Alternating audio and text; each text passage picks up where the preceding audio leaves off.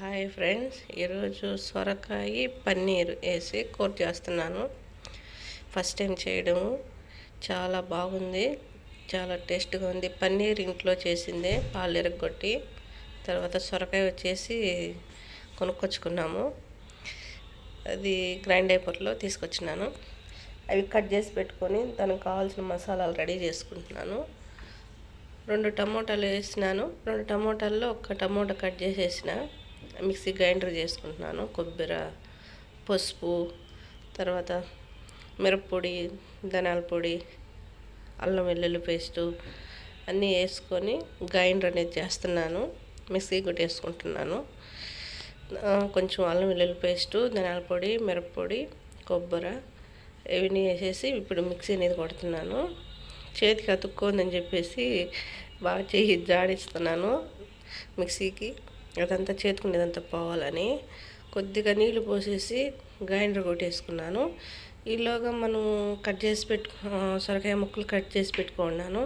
పన్నీర్ ముక్కలు వచ్చేసి కొద్దిగా నూనె వేసి వేయించుతున్నాను. ఇంతకుముందు పాలాకు పన్నీర్ చేస్తే వేయించుకునే చేసిన పన్నీర్ అయ్యి. ఈరోజు పన్నీర్ అనేది ఆయిల్ వేసి కొద్దిగా వేయించేసి అదే ఆయిల్లో జీలకర్ర, తిరుపతి గింజలు, సోపు వేసి తర్వాత పెడుతున్నాను.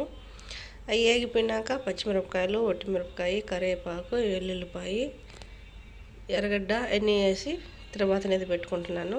మంచి కలర్ వచ్చేంత వరకు వేయించుకోవాలి. ఇది ప్రయోగాలు ఏది చేసినా ఫస్ట్ టైము బాగానే వస్తున్నాయి. ఇది యూట్యూబ్లో చాలా వరకు ఎత్తుకున్నాను నేను, ఉండదేమో చూద్దామని, కానీ లేదు. యూట్యూబ్లో లేని వంటకం ఇది, నా సొంత ప్రయోగం చేసినాను.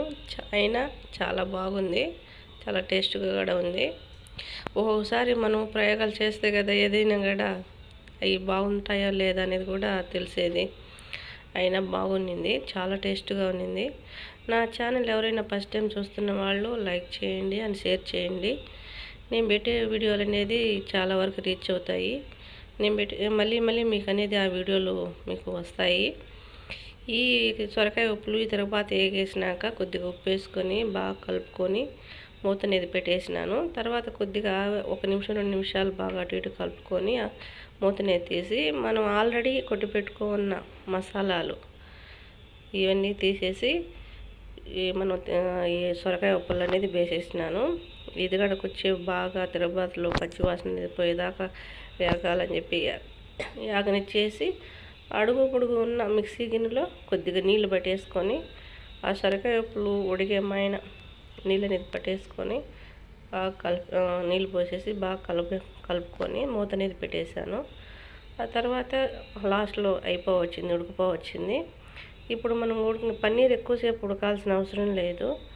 ఇది ఆల్రెడీ మనం వేయించి పెట్టుకున్నాం కాబట్టి ఈ పన్నీర్ ముక్కలు అనేది ఈ సొరకాయ ఉడికే దాంట్లో వేసేస్తున్నాను. చాలా మటన్ కూర ఉన్నట్టున్నది ఫ్రెండ్స్, ఒకసారి ట్రై చేసి చూడండి. ఎవరైనా తెలియని వాళ్ళు ఉంటే తెలుసుకుంటారని చెప్తున్నాను. చాలా బాగుంది, చాలా టేస్ట్గా కూడా ఉంది. అన్నం లేకైనా, సంగట్లేకైనా, దోశలేకైనా, చపాతీకైనా చాలా టేస్ట్గా ఉంది. దోశలోకి వేసుకొని తిన్నాను, అన్నంలో తిన్నాను, చాలా బాగుంది. ఒకసారి ఎవరైనా తెలియని వాళ్ళు ఉంటే తెలుసుకుంటారని చెప్తున్నాను. ట్రై చేసి చూడండి. ఓకే, మరి బాయ్.